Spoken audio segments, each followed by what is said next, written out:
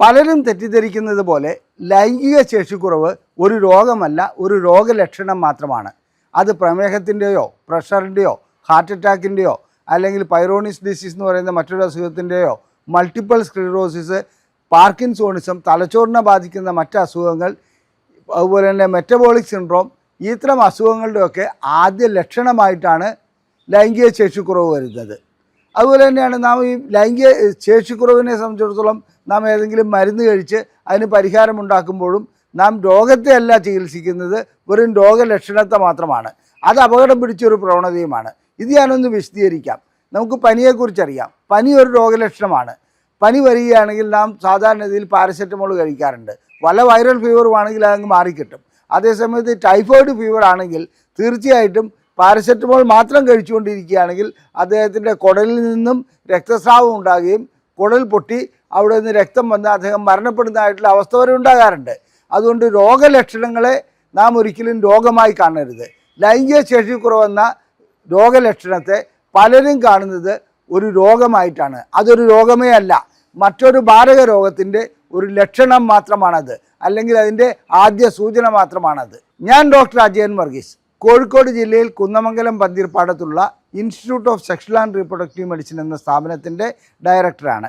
International association of sexual medicine practitioners modern medicine എന്ന അസോസിയേഷൻ്റെ അഖിലേന്ത്യാ ചെയർമാനുമാണ്.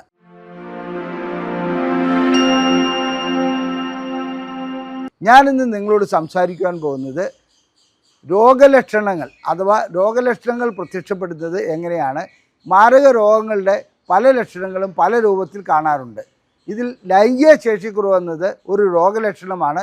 അത് കാണുന്നതിൻ്റെ കാരണങ്ങൾ എന്തെല്ലാമാണ്, ഏതെല്ലാം മാരക രോഗത്തിൻ്റെ പ്രതിഫലനമായിട്ടാണ് ഈ രോഗലക്ഷണം കാണപ്പെടുന്നത്. അതുപോലെ തന്നെ മറ്റ് മാരക രോഗങ്ങളൊന്നും നമുക്ക് പരിശോധന വഴിക്ക് കണ്ടെത്താൻ കഴിഞ്ഞുകൊള്ളണമെന്നില്ല. എന്നാൽ ഈ രോഗലക്ഷണം മാത്രം, അതായത് ലൈംഗിക ശേഷിക്കുറവ് മാത്രമായിരിക്കും ഒരുപക്ഷെ ആ രോഗത്തിൻ്റെ ആദ്യത്തെ ലക്ഷണം. അഥവാ മറ്റ് പരിശോധനകളൊന്നും നടത്തിയാൽ എല്ലാം നോർമലായിരിക്കും. ഉദാഹരണമായി ഒരു ഹാർട്ട് അറ്റാക്ക് ഉള്ള ഒരു വ്യക്തി, ഹാർട്ട് അറ്റാക്ക് വരാനുള്ള സാധ്യത ഉടലെടുക്കുന്നതിന് 2-3 വർഷം മുമ്പ് തന്നെ ലൈംഗികമായിട്ടുള്ള ശേഷിക്കുറവ് അനുഭവപ്പെടുന്നു. അദ്ദേഹത്തിൻ്റെ ECG എടുത്ത് നോക്കുകയാണെങ്കിൽ നോർമലായിരിക്കും. മറ്റ് എൻസൈം സ്റ്റഡി, ഡൈമർ, ഇതൊക്കെ നോർമലായിരിക്കും. എന്നിരുന്നാലും ഈ വ്യക്തിയെ സംബന്ധിച്ചിടത്തോളം ഒരു കാർഡിയോളജിസ്റ്റിനെ വഴിക്ക് പരിശോധിക്കുകയാണെങ്കിൽ നോർമലാണെന്നുള്ള റിസൾട്ട് കിട്ടും, ഒരു പ്രശ്നവുമില്ല എന്നുള്ളത് അവർ അഭിപ്രായപ്പെടുകയും ചെയ്യും. എന്നാൽ ഒരു സെക്സോളജിസ്റ്റ് പറയും, നിങ്ങൾക്ക് ഒരു 3 വർഷത്തിനുള്ളിൽ അല്ലെങ്കിൽ 4 വർഷത്തിനുള്ളിൽ ഹാർട്ട് അറ്റാക്ക് ഉണ്ടാകുവാനുള്ള സാധ്യതയുണ്ടെന്ന്. പല ഡോക്ടർമാരും ഈ കാര്യം ഇങ്ങനെ പറയുമ്പോൾ അതെങ്ങനെയാണ് ഒരു പരിശോധനയും നടത്താതെ, അഥവാ ECG നോർമലാണ്, മറ്റെല്ലാം നോർമലാണ്, പക്ഷേ നിങ്ങൾ എങ്ങനെയാണ് ഹാർട്ട് അറ്റാക്ക് ഉണ്ടാകാനുള്ള സാധ്യതയുണ്ടെന്ന് പറയുന്നത്? തീർച്ചയായിട്ടും ലൈംഗിക രോഗം അഥവാ ലൈംഗിക രോഗ വിദഗ്ധനെ സംബന്ധിച്ചിടത്തോളം ഒരു ശേഷിക്കുറവ് കാണുകയാണെങ്കിൽ അദ്ദേഹം ഒരു മാരക രോഗത്തിൻ്റെ, ഏത് മാരക രോഗത്തിൻ്റെ ഇതെന്നുള്ളതിനെക്കുറിച്ചാണ് ചിന്തിക്കുക. അപ്പോൾ ഫാമിലി ഹിസ്റ്ററി എടുക്കുന്നു. ഫാമിലി ഹിസ്റ്ററി എടുക്കുമ്പോൾ അദ്ദേഹത്തിൻ്റെ പിതാവിനോ മാതാവിനോ അമ്മാവന്മാർക്കോ ആർക്കെങ്കിലും ഹൃദ്രോഗ സംബന്ധമായ ലക്ഷണം ഉണ്ടായിരുന്നു എന്ന് ചോദിക്കുന്നു. അങ്ങനെ ഉണ്ടെങ്കിൽ മിക്കപ്പോഴും ആ വഴിക്ക് തന്നെയാണ് ഈ വ്യക്തിയും പോകുന്നതെന്ന് മനസ്സിലാക്കാൻ കഴിയും. അതുകൊണ്ടാണ് പറയുന്നത് ലൈംഗിക രോഗ വിദഗ്ധനെ സംബന്ധിച്ചിടത്തോളം, സെക്സോളജിസ്റ്റിനെ സംബന്ധിച്ചിടത്തോളം ഇത് മനസ്സിലാക്കുവാൻ കാലാകാലമായി അദ്ദേഹം ആർജിച്ചെടുത്തിരിക്കുന്ന ഒരു അറിവ് വഴിക്കാണ് ഇത് മനസ്സിലാക്കുന്നത്, അല്ല ECG എടുത്തുകൊണ്ടല്ല. ഇനി ലൈംഗിക ശേഷിക്കുറവുള്ള ഒരു വ്യക്തി വരികയാണ്, അദ്ദേഹത്തിൻ്റെ ECG എടുക്കുന്നുണ്ട്. പല രോഗികളും ചോദിക്കുന്ന ഒരു ചോദ്യമാണ്, എനിക്ക് ഹാർട്ടിന് പ്രശ്നമൊന്നുമില്ല, പിന്നെ എന്തിനാണ് ECG എടുക്കുന്നത്? മിക്ക രോഗികൾക്കും രോഗലക്ഷണം ലൈംഗിക ശേഷിക്കുറവായിരിക്കും, പക്ഷേ ഒളിഞ്ഞു കിടക്കുന്നത് ഹൃദ്രോഗമായിരിക്കും. അതുകൊണ്ടാണ് ECG എടുക്കുന്നത്, ഡൈമർ അങ്ങനെയുള്ള ടെസ്റ്റുകൾ ചെയ്യുന്നത്.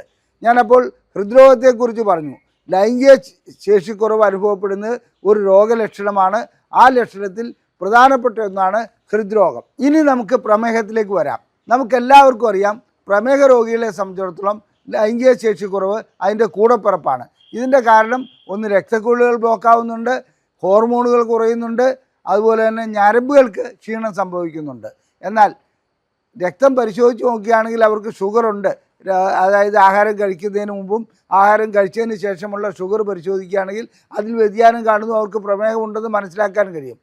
ചില പ്രമേഹ രോഗികളെ സംബന്ധിച്ചിടത്തോളം അവർക്ക് പ്രമേഹമൊക്കെ നോർമലായിരിക്കും, മൂത്രത്തിലോ രക്തത്തിലോ പഞ്ചസാരയുടെ അളവ് കാണുകയില്ല.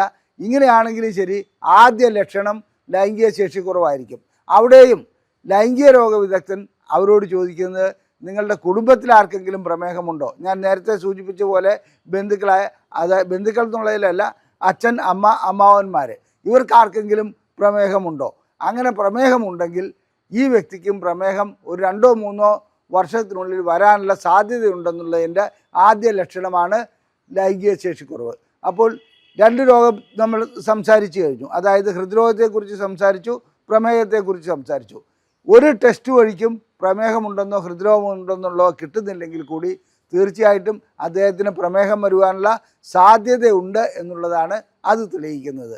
ആദ്യ ലക്ഷണം ലൈംഗിക ശേഷിക്കുറവായിരിക്കും. ഇനി മൂന്നാമതായി പ്രഷറിനെ സംബന്ധിച്ചിടത്തോളം സാധാരണ രീതിയിൽ പ്രഷറും കുടുംബപരമായിട്ട് വരുന്ന ഒരു അസുഖമാണ്. അല്ലാതെ മാനസികമായ പ്രശ്നങ്ങൾ കൊണ്ടും അതുപോലെ തന്നെ ടെൻഷൻ കൊണ്ടും ഒക്കെ പ്രഷർ വരാറുണ്ട്. ചില ജീവിതശൈലി കൊണ്ടും പ്രഷർ വരാറുണ്ട്. അങ്ങനെ പ്രഷർ വരുന്ന വ്യക്തികളെ സംബന്ധിച്ചിടത്തോളം അവരുടെ BP അപ്പാരറ്റസ് എടുത്ത് പ്രഷർ നോക്കുകയാണെങ്കിൽ തീർച്ചയായിട്ടും പ്രഷർ കൂടിയിരിക്കുന്നതായി കാണാം. എന്നാൽ ചില വ്യക്തികളെ സംബന്ധിച്ചിടത്തോളം പ്രഷറൊന്നും കൂടിയിട്ടുണ്ടാവുകയില്ല. അവരുടെ രക്തക്കൊള്ളുകളുടെ എൻഡോത്തീലിയം, അതായത് ഉൾപ്പാളിക്കുള്ള ഡാമേജ് സംഭവിച്ചിട്ടുണ്ടാവാം, പ്രഷർ വരാനുള്ള സാധ്യത ആരംഭിക്കുന്നുണ്ടാവാം. അതിന് മുമ്പ് തന്നെ ലൈംഗിക ശേഷിക്കുറവ് അനുഭവപ്പെടുന്നു. എന്തുകൊണ്ടാണ് ഇങ്ങനെ ലൈംഗിക ശേഷിക്കുറവ് ആദ്യം അനുഭവപ്പെടുന്നത്? കാരണം ലിംഗത്തിലേക്കുള്ള രക്തക്കൊള്ളുകൾ 1 മില്ലി മുതൽ 2 മില്ലി വരെ മാത്രമേ വ്യാസമുള്ളൂ. വളരെ ചെറിയ രക്തക്കൊള്ളാണ്. ലിംഗത്തിൻ്റെ മറ്റൊരു ധർമ്മമായ മൂത്രവിസർജനത്തിന് ഇതിന് മസ്കുലാർ പവറിൻ്റെ ആവശ്യമില്ല. യൂറിനറി ബ്ലാഡറിൽ നിന്നാണ് അതിൻ്റെ സങ്കോചം ഉണ്ടാകുന്നത്. അപ്പോൾ ലിംഗത്തിൻ്റെ പ്രധാനപ്പെട്ട ആവശ്യമെന്ന് പറയുമ്പോൾ ലൈംഗികമായിട്ടുള്ള ബന്ധപ്പെടലാണെങ്കിൽ ആ ലൈംഗികമായിട്ടുള്ള ബന്ധപ്പെടൽ ഉണ്ടാകുമ്പോൾ അതിലേക്ക് ആവശ്യത്തിന് രക്തം ഇരച്ചു കയറേണ്ടതുണ്ട്. അങ്ങനെ രക്തം ഇരച്ചു കയറിയാൽ മാത്രമേ ദൃഢത കൈവരിക്കുവാൻ കഴിയുള്ളൂ. പ്രഷർ ആരംഭിക്കുന്നതിന് മുമ്പ് തന്നെ എൻഡോത്തീലിയൽ ഡാമേജ് ഉണ്ടാകുന്നു. അതായത് രക്തക്കൊള്ളുകളുടെ ഉൾപ്പാളി തകരാറിലാകുന്നു. അതുകൊണ്ട് ഏറ്റവും ചെറിയ രക്തക്കൊള്ളായ ലിംഗത്തിലേക്കുള്ള രക്തക്കൊള്ളുകൾക്ക് ബ്ലോക്ക് ഉണ്ടാകുന്നു. അതുകൊണ്ടാണ് ഒരു വ്യക്തിക്ക് ലൈംഗിക ശേഷിക്കുറവുണ്ടായിക്കഴിഞ്ഞാൽ അദ്ദേഹത്തിൻ്റെ കുടുംബ ചരിത്രമാണ് നോക്കേണ്ടത്. പ്രഷറോ പ്രമേഹമോ അതുപോലെ തന്നെ ഹാർട്ട് അറ്റാക്കോ എന്തെങ്കിലും ഉണ്ടോ എന്ന്. അങ്ങനെ ഉണ്ടെങ്കിൽ അത് വരുവാനുള്ള സാധ്യത ഉണ്ടെന്നുള്ളത് നമുക്കിവിടെ മനസ്സിലാക്കുവാൻ കഴിയും. അതേപോലെ തന്നെ പ്രഷർ അളന്ന് നോക്കുകയാണെങ്കിൽ, അത് പ്രഷർ പരിശോധിച്ച് നോക്കുകയാണെങ്കിൽ തീർച്ചയായിട്ടും നോർമലായിട്ട് ആണ് കിട്ടുക. അപ്പോൾ 3 രോഗമായി: പ്രഷർ, പ്രമേഹം, അതുപോലെ തന്നെ ഹാർട്ട് അറ്റാക്ക്. ഇനി ഇത് കൂടാതെ മറ്റൊരു കൊളസ്ട്രോളിൻ്റെ ലെവൽ ചിലപ്പോൾ ഹൈ ലെവൽ കിട്ടിയെന്ന് വരാം. അതുപോലെ തന്നെ ചിലപ്പോൾ ഹൈ ലെവൽ അല്ലാതെ നോർമലായി കിട്ടിയെന്ന് വരാം. അവിടെയും കുടുംബ ചരിത്രം നാം നോക്കിയിട്ട് കൊളസ്ട്രോളിൻ്റെ ആരംഭം ഉള്ള വ്യക്തികളെ സംബന്ധിച്ചിടത്തോളം അവരുടെ രക്തക്കൊള്ളുകൾ ബ്ലോക്ക് ആകാറുണ്ട്. അത് ലിംഗത്തിലേക്കുള്ള രക്തക്കൊള്ളാണ് ഏറ്റവും ആദ്യം ബ്ലോക്ക് ആകുന്നത്. ഇതിനോടനുബന്ധിച്ച് തന്നെ വരുന്നതാണ് ഈ മെറ്റബോളിക് സിൻഡ്രോം എന്ന് പറയുന്നത്. അതായത് ഇങ്ങനെ വരുന്ന വ്യക്തികളെ സംബന്ധിച്ചിടത്തോളം അവർക്ക് തടി കൂടുതലുണ്ടാവും, അവർക്ക് ആവശ്യത്തിൽ കൂടുതൽ ഇൻസുലിൻ ഉൽപ്പാദിപ്പിക്കും. പക്ഷേ ഇൻസുലിൻ ഉൽപ്പാദിപ്പിച്ചാൽ പോലും, അതായത് പാൻക്രിയാസ് ഗ്രന്ഥി ഷുഗറിൻ്റെ ലെവൽ കൂടുമ്പോൾ, രക്തത്തിൽ ഷുഗറിൻ്റെ ലെവൽ കൂടുമ്പോൾ ഇൻസുലിൻ ഉൽപ്പാദിപ്പിക്കും. അങ്ങനെ ഇൻസുലിൻ ഉൽപ്പാദിപ്പിച്ചാലും അതിന് പ്രവർത്തിക്കാൻ കഴിയാത്ത ഒരവസ്ഥ കൊളസ്ട്രോളിൻ്റെ ലെവൽ കൂടുന്നതുകൊണ്ട് വരുന്നുണ്ട്. അങ്ങനെ കൊളസ്ട്രോളിൻ്റെ ലെവൽ കൂടുന്നതുകൊണ്ട് അവരുടെ റിസപ്റ്റർ, അതായത് ഇൻസുലിൻ വന്ന് പ്രതികരിക്കേണ്ട ആ ഭാഗം അടഞ്ഞു പോവുകയാണ്. അപ്പോൾ വീണ്ടും ഇൻസുലിൻ ഉൽപ്പാദിപ്പിക്കും. കാരണം ഷുഗറിൻ്റെ ലെവൽ അവിടെ കൂടുതലാണ്. അപ്പോൾ അവരുടെ പാൻക്രിയാസിൻ്റെ കപ്പാസിറ്റി തീരുന്ന ഒരവസ്ഥയിലേക്ക് പോകാറുണ്ട്. അതുകൊണ്ട് തന്നെ ഇത്തരം വ്യക്തികളെ സംബന്ധിച്ചിടത്തോളം, അതായത് കൊളസ്ട്രോൾ കൂടുതലുള്ള, തടി കൂടുതലുള്ള വ്യക്തികളെ സംബന്ധിച്ചിടത്തോളം അതിന് മെറ്റബോളിക് സിൻഡ്രോം എന്നാണ് പറയുന്നത്. ആദ്യ ലക്ഷണമായിട്ട് ലൈംഗിക ശേഷിക്കുറവ് അനുഭവപ്പെടാറുണ്ട്. ഇനി തലച്ചോറിനെ ബാധിക്കുന്ന 2 അസുഖങ്ങളാണ്. ഒന്ന് മൾട്ടിപ്പിൾ സ്ക്ലിറോസിസ് എന്ന് പറഞ്ഞാൽ തലച്ചോറിലെ ഞരമ്പുകൾക്ക്, അതായത് ന്യൂറോണാണ് ഇവിടെ ഉദ്ദേശിക്കുന്നത്, രക്തക്കൊള്ളല്ല. ആ ന്യൂറോണുകൾക്ക് അതിൻ്റെ ആവരണമായിട്ടുള്ള ഒരു മൈലിനേഷൻ എന്ന് പറയും, അതങ്ങോട്ട് തകരാറിലാകുക. അങ്ങനെയുള്ള അവസ്ഥയിൽ മൾട്ടിപ്പിൾ സ്ക്ലിറോസിസ് എന്നുള്ള ഒരു രോഗം ആരംഭിക്കുന്നു. ഇത് ആരംഭിക്കുന്നതിന് ഒരു 6 മാസം മുമ്പ് തന്നെ ലൈംഗിക ശേഷിക്കുറവ് അനുഭവപ്പെടുന്നതായി കാണാം. കാരണം തലച്ചോറിൽ നിന്ന് വരേണ്ട സിഗ്നലുകൾ, അതായത് ഹോർമോൺ ഉൽപ്പാദിപ്പിക്കാനും രക്തക്കൊള്ളു വികസിപ്പിക്കാനും ഒക്കെയുള്ള സിഗ്നലുകൾ വേണ്ട രീതിയിൽ വരാതിരിക്കുന്നു. അപ്പോൾ നാം മൾട്ടിപ്പിൾ സ്ക്ലിറോസിസിനെ കുറിച്ചും പറഞ്ഞു കഴിഞ്ഞു. ഇനി അടുത്തത് പാർക്കിൻസൺസ് ഡിസീസാണ്. പാർക്കിൻസൺസ് ഡിസീസിൻ്റെ ആദ്യ ലക്ഷണം ലൈംഗിക ശേഷിക്കുറവാണ്. മറ്റ് പരിശോധനകളൊക്കെ നോർമലായിരിക്കും. എന്നിരുന്നാലും ഇത്തരം രംഗങ്ങളിൽ ആദ്യം കാണപ്പെടുന്നത് അവർക്ക് ലൈംഗിക ശേഷി കുറവായിരിക്കും. അതിനുശേഷമാണ് കൈവിറയലും മറ്റുമൊക്കെ വരുന്നത്. ചില വ്യക്തികളുടെ ലിംഗം ഒരു പരിധി കഴിഞ്ഞാൽ വളഞ്ഞു പോകുന്നതായി കാണാം. അത് വളഞ്ഞിങ്ങനെ ഇരിക്കുന്നതുകൊണ്ട് ലൈംഗികമായി ബന്ധപ്പെടാൻ കഴിയാത്ത അവസ്ഥ വരെ ഉണ്ടാകാറുണ്ട്. എന്തുകൊണ്ടാണ് ലിംഗം ഇങ്ങനെ വളഞ്ഞു പോകുന്നത്? അതിന് പൈറോണിസ് ഡിസീസ് എന്നാണ് പറയുന്നത്. അതെന്തെങ്കിലും ആകട്ടെ, ആ ലിംഗം വളയുന്നതിൻ്റെ പ്രശ്നം എന്താണെന്ന് വെച്ചാൽ ലിംഗത്തിനകത്തുള്ള കോർപ്പസ് കവേർനസിനകത്തുള്ള ആ പ്രദേശത്തുള്ള രക്തക്കൊഴുകൾ ബ്ലോക്കായിട്ട് അവിടെ ചതവുണ്ടാകുക, അല്ലെങ്കിൽ മറ്റു രീതിയിൽ ചതവുണ്ടാകുക, ഇങ്ങനെയൊക്കെ ഒരു ഫൈബ്രോസിസ് അവിടെ ഡെവലപ്പ് ചെയ്യുകയാണ്. അങ്ങനെ ഡെവലപ്പ് ചെയ്യുന്നതുകൊണ്ടാണ് ലിംഗം ഒരു വശത്തേക്ക് വളഞ്ഞു പോകുന്നത്. അങ്ങനെ വളഞ്ഞു പോകുന്ന വ്യക്തികളെ സംബന്ധിച്ചിടത്തോളം അവർക്ക് ഏറ്റവും ആദ്യം അനുഭവപ്പെടുന്നത് ലൈംഗികമായിട്ടുള്ള ബലക്കുറവാണ്. അതിനുശേഷമാണ് ലിംഗം വളയുന്നതായിട്ട് അവർ കാണുന്നത്. ഇതിൻ്റെ കാരണവും ഇതുതന്നെയാണ്. ലിംഗം വളയുന്നതിന് മുമ്പ് തന്നെ ലൈംഗിക ശേഷിക്കുറവ് അനുഭവപ്പെടുന്നു. അതൊരു സൂചനയാണ്. അപ്പോൾ ഡോക്ടർമാർ സാധാരണഗതിയിൽ എന്താണെന്ന് വെച്ചിട്ടുണ്ടെങ്കിൽ ഇതെന്താണ് ഇതിൻ്റെ കാരണമെന്ന് കണ്ടുപിടിക്കാൻ സ്കാനിങ്ങോ അങ്ങനെ വല്ലതുമൊക്കെ ചെയ്യുകയാണെങ്കിൽ അത് മനസ്സിലാക്കാൻ കഴിയുള്ളൂ. അതിനു മുമ്പ് തന്നെ രോഗി മെഡിക്കൽ ഷോപ്പിൽ പോയിട്ട് സിഗ്നാഫിൽ പോലെയോ അല്ലെങ്കിൽ വയാഗ്ര പോലെയോ എന്തെങ്കിലുമൊക്കെ ഗുളിക കഴിച്ച് കാലം മുന്നോട്ട് കൊണ്ടുപോകും. അതിനുശേഷം ഇത് നന്നായി വളയുമ്പോൾ മാത്രമാണ് ഡോക്ടറുടെ അടുക്കിലെത്തുക. ഞാനൊരു കാര്യം പറയാം, ലൈംഗിക ശേഷിക്കുറവ് കണ്ടു കഴിഞ്ഞാൽ ഏറ്റവും ആദ്യം ചെയ്യേണ്ടത് വയാഗ്ര എടുത്ത് കഴിക്കലല്ല, അല്ലെങ്കിൽ മെഡിക്കൽ ഷോപ്പിൽ പോയിട്ട് ആയുർവേദം എന്നൊക്കെ പറഞ്ഞ് പല ഗുളികകൾ കിട്ടും. ഇതിനകത്തൊക്കെ മിക്ക ബിരുദന്മാരും വയാഗ്ര പോലെയുള്ള ഗുളികകൾ പൊടിച്ചിടുന്നതായും കാണപ്പെടുന്നുണ്ട്. എല്ലാവരും അല്ല, ചിലർ അങ്ങനെ ചെയ്യുന്നുണ്ട്. അതുകൊണ്ട് ഈ കഴിക്കുന്ന വ്യക്തിയെ സംബന്ധിച്ചിടത്തോളം അവർക്ക് അസുഖം മാറിയതായിട്ട് തോന്നും. വാസ്തവത്തിൽ അസുഖം മാറുകയല്ല ചെയ്യുന്നത്. ആ അസുഖം അവിടെ മാസ്ക് ചെയ്യപ്പെടുക, മറച്ചു വയ്ക്കപ്പെടുക മാത്രമാണ് ചെയ്യുന്നത്. അതുകൊണ്ട് ഈ പൈറോണിസ് ഡിസീസ് പോലെയുള്ള അസുഖമാണെങ്കിൽ പോലും അതിന് മുൻകൂട്ടി സൂചന ലഭിക്കുന്നത് ലൈംഗിക ശേഷിക്കുറവായിട്ടായിരിക്കും. അടുത്തത് വൃക്കരോഗങ്ങളെക്കുറിച്ച് നമുക്ക് എല്ലാവർക്കും അറിയാം. മൂത്രം പോകാൻ തടസ്സം നേരിടുക, അതുപോലെ തന്നെ മൂത്രം ഉണ്ടാകുന്നതിന് കുറവ് വരിക, നീര് വരിക, ഇങ്ങനെയൊക്കെയുള്ള പ്രശ്നങ്ങളാണ് വൃക്കരോഗത്തിലുണ്ടാകുന്നത്. മാത്രമല്ല വൃക്കരോഗം ഒരു സൈലൻറ്റ് കില്ലറാണ്.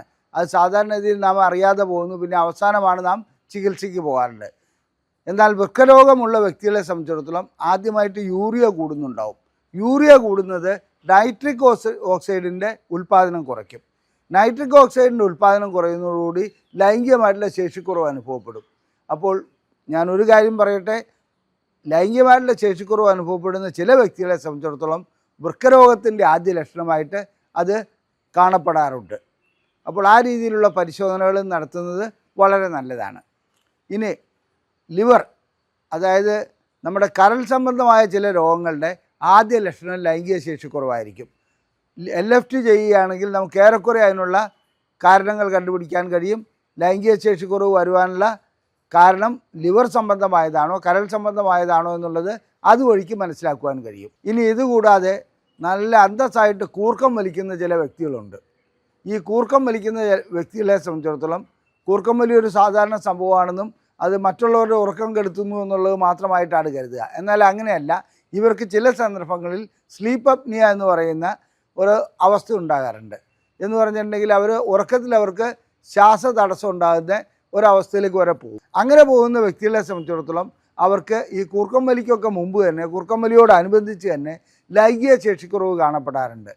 അത് ഈ സ്ലീപ്പ് അപ്നിയായിട്ട് ബന്ധപ്പെട്ട ഒരു പ്രശ്നമാണ്.